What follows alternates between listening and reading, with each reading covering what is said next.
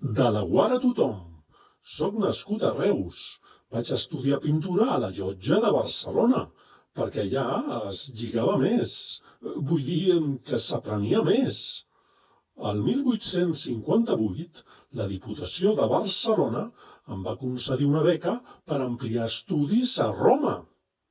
I no m'ho vaig pensar dues vegades. A Itàlia hi ha bones mosses i bona pizza. L'Orient em va fascinar, així que vaig pintar quadres com l'Odalisca i la batalla de Tetuan. L'Orient certament és fascinant, però no per viure-hi.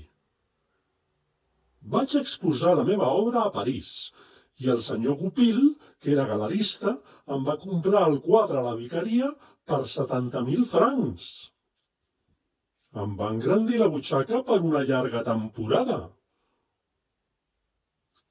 Ara, aquest senyor era ben murri, perquè després el va revendre per 250.000 francs.